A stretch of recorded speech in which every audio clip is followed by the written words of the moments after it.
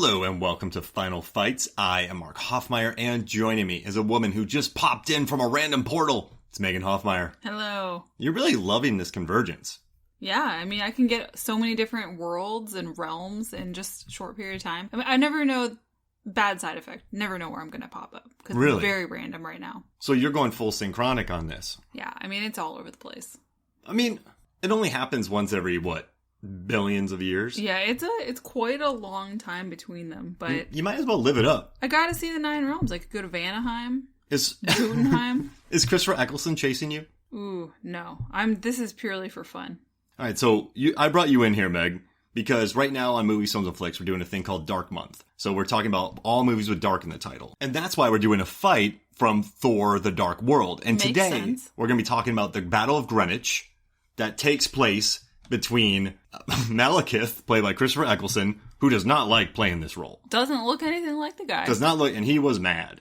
Then we have Thor, played by Chris Hemsworth. Then we have Jane Foster running around playing a Game Boy, turning knobs. With very fabulous, long, flowing hair. And wellies. Mm-hmm. Oh, yeah, wellies. The whole movie she wears those wellies. I like it when she's walking through the library of the old Royal Naval College. Squish, squish, squish. And they kept it in. Listen, that's a real thing. I love to wear my wellies, too, and they make a lot of noise. The squish is real. They're not silent. And then you have Erik Selvig and his scientific instruments. Yes. That they're setting up a grid, which can mess up the patterns. And according to Jane Foster, what she says, the walls between worlds will be almost non-existent. Physics is going to be ballistic. Increase and decrease in gravity, spatial extrusions, the very fabric of reality is going to be torn apart. Wow. And that whole thing, it leads to some pretty good gags. Yeah, well, and they say that they turn these devices of Selvig's into teleportation devices. And what I like the most is when Darcy, played by Kat Dennings, and Ian, played by Jonathan Howard, have a great smooching moment, and they get transported right in front of them. Yeah, that's a really fun one, where they think they can sort of pinpoint the people. They get really excited because Jane Foster and Erik Selvig are controlling these devices, and they think that they can all of a sudden pinpoint some of the elves and take them out of the game, but then they go a little bit too far, and Darcy and Ian end up somewhere else, and... Yeah, then Ian saves Darcy, and then they smooch. And then she sees the hammer, and she calls it Mew Mew, which I love. This fight... So I was looking through this. You know, Alan Taylor directed this movie. He got this after directing Game of Thrones. He was a hot commodity. Then he went on to do Terminator Genesis. But he got this movie. Patty Jenkins was supposed to direct it. She dropped out. And, you know, there's 9 credited writers with stories. But Chris Yost, Chris Marcos, and then Stephen McFeely wrote it. And I was doing some research, and for this fight, the first episode ever of Final Fights was The Night Comes for Us. Mm-hmm. And that's one of the greatest final fights in the last... It's amazing. Since the last time the convergence happened. One of my top 5 for sure. It's beautiful. You have a jaguar and a bull. What's Joe Taslim? A brick shithouse? I don't know. He's just wrecking stuff. He's one of those frost giant lizards that they sucked into the world. Playing with the birds in the post-credits. Yeah, exactly. So that's Joe Taslim. But this one, there's really not that many punches thrown. And I was looking at this. Ben Cook, the fight coordinator on this movie, he went on to do Mulan, 1917. The new Mulan? Yeah. He did Mandy, which is one of my favorite films. The fight scenes are incredible. And then he Assassin... They are! There's a chainsaw fight. And he fights 3 Cenobites in a house. And it's brutal and beautiful and wonderful and gory and bloody. And there's a lot of mud and blood and beer. Then he also did Assassin's Creed, Huntsman, Jupiter Ascending. When you work with the Wachowskis, that means you're a legit stunt person, because they love stunt people. He did Fury. Mm-hmm. Then he also was Jason Statham's stunt double. And he was Daniel Craig's stunt double on the Bond films. He was Hercules' stunt double. He was on the Lord of the Rings movies. And he was a fight coordinator on the Kingdom of the Crystal Skull. Wow. That's quite the firepower for someone who doesn't end up doing much coordinating in this movie. Yeah, Ben Cook. So listen, it's a fun final fight. It's different for sure. I mean, it's very, intergalactic and zipping through portals, and there's trains and subways involved. So we're having a conversation with some people who love the comics, and they're very rational. They're not angry about MCU movies. We had a great talk, and what they said about what they liked about Thor: The Dark World is that this movie takes place off planet. A lot of it does take place off planet. We get to Asgard. We go to Malekith's old planet, which is Way too many words for me to pronounce. A lot of consonants near each other. Hard to pronounce. Wonderful name. But this has a completely different feel than most of the movies that came before it, which I like. There is something different. But this final fight, Ben Cook must have been there kind of twiddling his thumbs, because this fight reminded me a lot of the final fight in Jumper, where Jamie Bell and Hayden Christensen... they're zipping all over the place. They're not really trading blows a lot. Exactly. They're chasing each other. They're throwing, like, they're in war zones, all these different places where they're jumping, which is really interesting. And it's a good concept, but there's only about 3 or 4 punches landed in this thing. And it's a lot of Thor jumping. And even when Malekith's arms get, severed from his body, it's through the portal. It's not really because Thor broke it off with his hands. Imagine that. You're just eating dinner and Malekith's arm lands on your table. It's pretty brutal. I mean, imagine a frost beast just comes through. Or the part when they're over, St. Peter's in London, and the cars are just dropping through above the dome. It's raining cars. Yeah, that's terrible. And then they also smack on the shard, too. That's a good sight gag when they both fall. But the problem is, I love Eccleston. He's my favorite Doctor. Number 10? Yeah. 10. 10's the best. 9. 9. 9's the best. Ooh, that's a bad look. 9's the best. Just this time, everybody lives. But I love how, I was so excited to hear that Eccleston was going to be in the MCU, was going to be in Marvel. And then you see this role, and it's just not what you're expecting. And so the final fight, I think it lacks the gravitas of, say, Ant-Man. So, you know what it made me think of? You've been doing a lot of research for Battlefield Earth. And in that, they talked about how when they were trying hair and makeup for John Travolta, they realized that no matter what the wigs were and the makeup, they couldn't really obscure his face because it was very much about, you're here to see John Travolta. I get the feeling watching this again recently after seeing that commentary that Eccleston probably felt the same way. I don't know that a lot of wide audiences would recognize him and go, oh yeah, that guy, I'm here for that guy. But he probably feels that way as an actor. He would want to be seen, and it takes a lot away from his acting to be so covered. He's unrecognizable. Yeah. And he complained about that a lot. And he's not happy with his participation in this. But I guess, all that aside, this final fight, well, what are some good parts about it? One of my favorite parts is when Eccleston supposedly gets popped, or Malekith gets popped through a portal. Hey, and Thor comes running after him, but he pops out the portal and pops Thor right in the face. There's a lot of popping going on in it. Yeah, pop. And it's, what's his name in Community? Pop. Oh gosh. I just put you on the spot there. Yeah. I put you on the spot and about I feel like I remembered it. Upgrade. No, that's not Upgrade. No, it's That's a great movie, by the way. Upgrade is a fantastic film with a very good kitchen fight. Something with an M. Wow. No, I feel like I remembered it until you asked me, and then it just went away. And then I saw it leave your head. Yeah.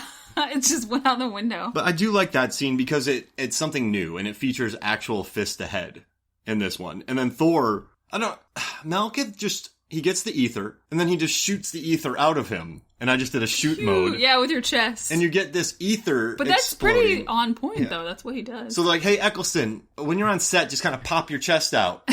and we'll have ether fly from it. And then Thor will slide under it. He'll jump over it.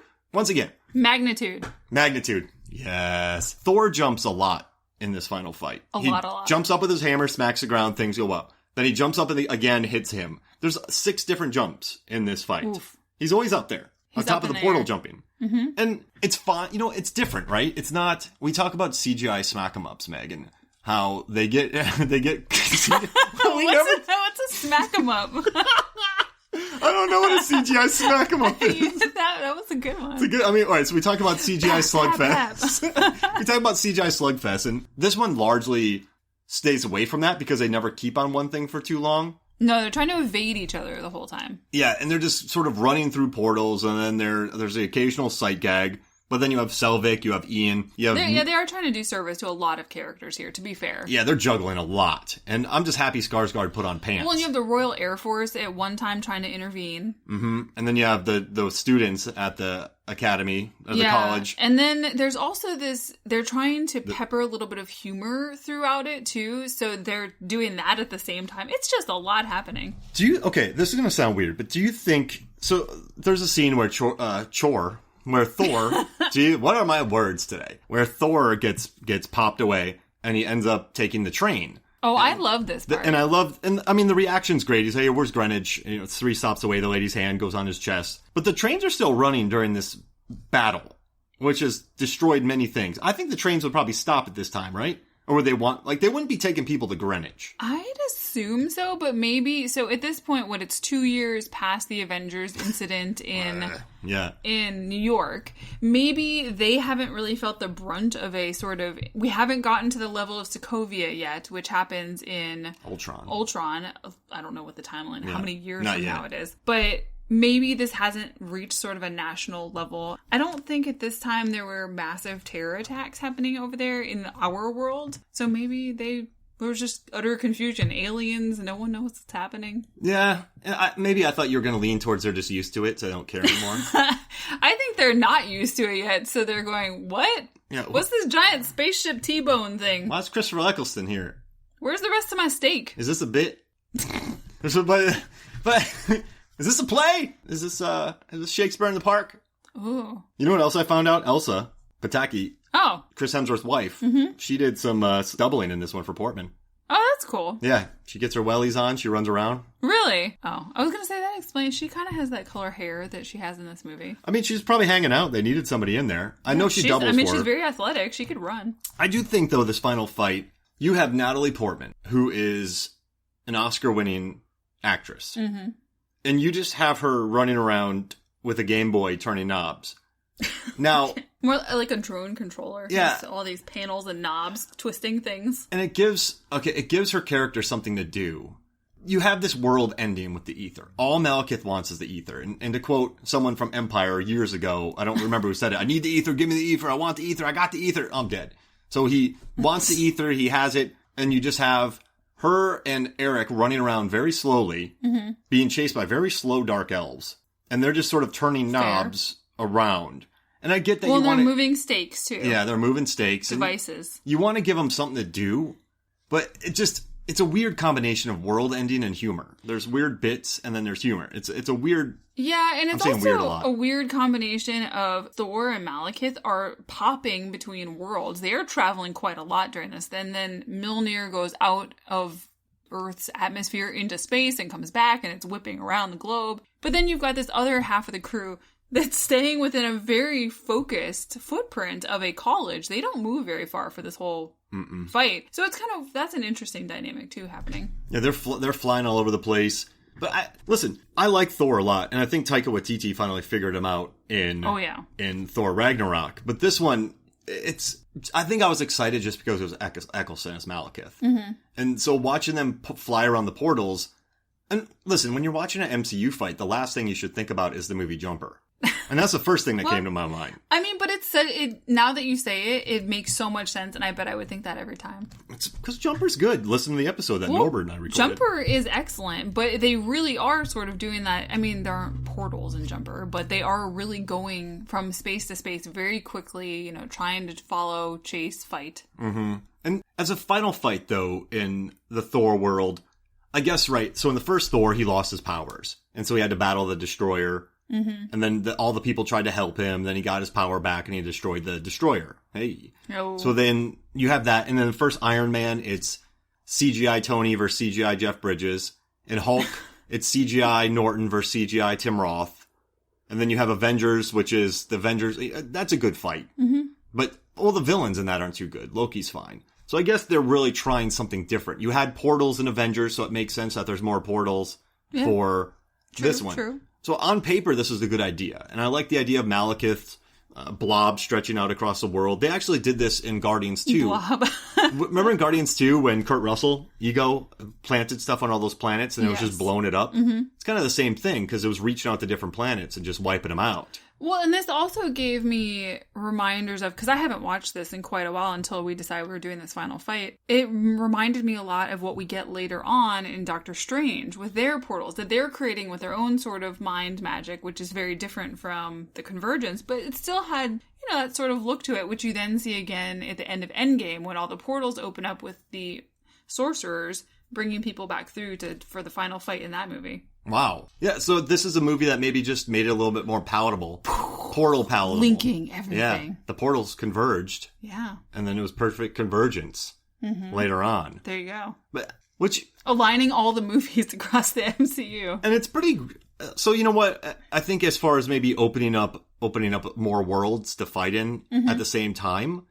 Smart idea. Kind of transport more around the world, get a little funky. I just wish Hemsworth would have done more than jump and land. His fight moves in this are jump and land.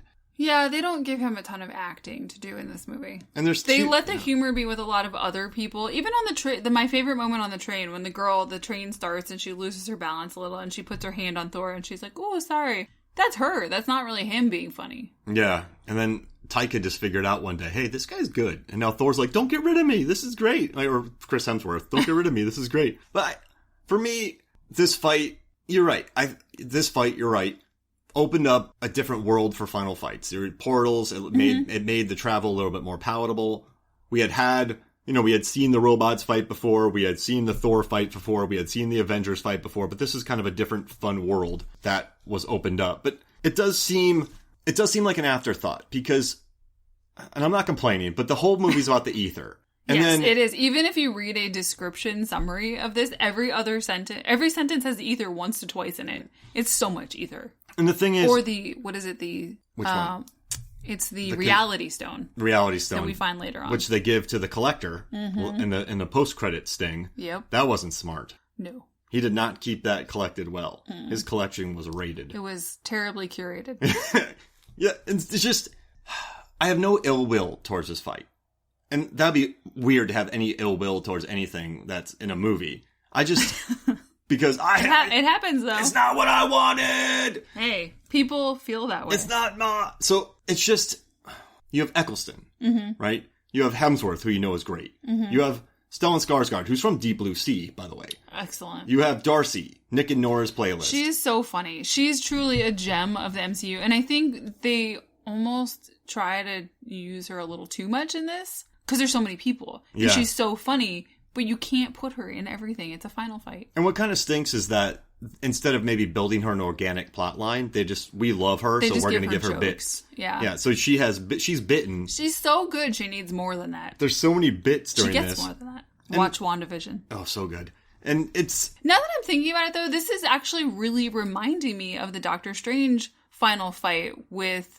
Mads Mikkelsen, as they open up portals and they fold reality and space and they jump from place to place and they're trying to outmaneuver each other. This is a less sophisticated version of that, visually. But that makes sense, though, because this was first and then everything got to fine-tune after that. Yeah, exactly. And so you have... Yeah, so if anything, this fight opened up some new doors. Some new portals. Some new portals for new fights. And it's just...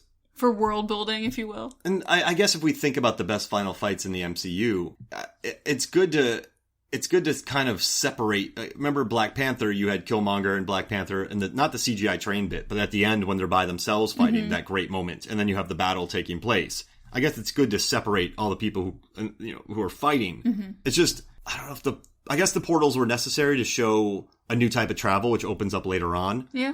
But I love the Spider-Man Homecoming battle because it's just Vulture and Spider-Man. It's just the two of them. Yeah, but you were so invested in them by then. Yeah, it's true. Keaton, he's so good. He took a beating in that. And Tom Holland, I mean, you just really you just love him in that character. I mean, at least I do. When you get to know him and he's so funny and you feel very invested in him. It's interesting talking about this final fight when we watched it because I remembered when we watched this movie, did you not remember a lot more... punchy, smashy. I felt like there probably was. Like, maybe they were holding on to each other's collar and punching and flying, but that must be a different movie. They did some falling and punching when they were falling from the shard. That's very Superman. sort of Superman. Yeah. Yeah, Man of Steel. 2013 had some great falling and punching. I like how we both came up with Superman right at the same time. And that's becoming one of our most popular Final Fights episodes. Oh, really? Yeah, Adam Hodgins and I recorded it. Well, that's a pure winner right there. Yeah, and I kept them to 20 minutes. We did a cliffhanger Final Fights episode that went 50 minutes. It was... All right, so Meg, give me your 3 favorite moments of this fight before we get out of here. Okay, let's see. When the girl on the train falls on Thor and apologizes, that's just very organic and cute and funny. I'd say when Jane realizes that they can take the Dark Elves out with their devices, but then she tries it the second time and they grab Darcy and Ian by accident. And they sort of look at each other and they go, oops, her and Selvig. Get the elf with the sword. Yeah. And then, I don't know, that's a tough one. What is the third part? I'll jump in, get a couple so you can think. Yeah. I just like her saying Mew Mew. I know you're not a fan of that, but I just like Kat Dennings. And then I guess I like when the one major face punch in this, when Malekith comes back through the portal and just pops Thor in his kisser. So that's my second one. And now, what's your third? Probably, I don't know. That's a tough one. There's just so much portal popping. There's so much jumping. Okay. Oh, I know what it is. So when you see the ether spiraling up towards the portal, it's very elegant looking. And it struck me the sort of design that actually went into that when someone planned that. It wasn't just random graphic design. You could have made it go straight up and not been very pretty. But it was nice and pretty, and it sort of looked like the spire in London as well. I wrote cool shot with that part. I loved it. Mm-hmm. All right, so my third is when Thor shows up for the fight, and he just does a massive jump, but then he lands on this nice concrete walkway. It's like, why don't you just land on the grass? They do a lot of damage at that naval college. Yeah, there's willy-nilly damage. I mean, I guess they're trying to stop the end of all the world. So wow. But I just don't know why he jumped on those cobblestones as opposed to some grass. Yeah, he could have. I mean, my theory for that is that it doesn't really mean a whole lot to him. Yeah. He doesn't understand the scope of what we would have to pay to fix that. He's just there to help. And at the end of the day, I just want to say that Malekith's quote, "Your universe was never meant to be.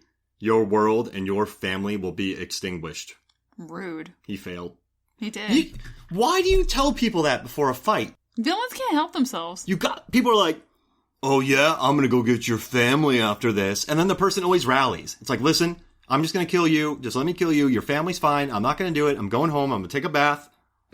That person's not going to rally. They're like, "Oh, my family's safe?" Yeah, of course, man. I'm not a monster. Well, it's like what he says just before he dies, too. He says, "You can't kill the ether." And they go, "Well, we can kill you." But the ether's in him. He has the magic in him. Everything he touches got the magic turns to gold. Every time I touch that track, that reality stone, yeah, I turn into a god. Uh-huh. And I'm going to destroy your entire family. Your world and your family's going to be extinguished. That's going to give you extra fighting room. Be like, "Listen, I'm just going to kill you. Your world's safe. Yeah. Let's just do this here." The person's not going to have that big Hulk Hogan rally moment. Villains got to stop. They really should just stop talking. Yeah. Just go be villainous. Don't say anything. No more monologuing. Mm-hmm. Just punchy. CGI, smack, what did I call him? What did I call him? Smack 'em, pack 'ems? Slapping smack 'em ups. CGI smack 'em ups. Oh, all right, well, thank you for joining me, Megan. Anytime. All right, so for me, Mark Hoffmeyer, and for Megan Hoffmeyer, this is Final Fights, going for a smack and pap'em. What? Smack 'em ups. Smack 'em ups. Smack 'em up, smack 'em down. This is Final Fights. We'll see you next week.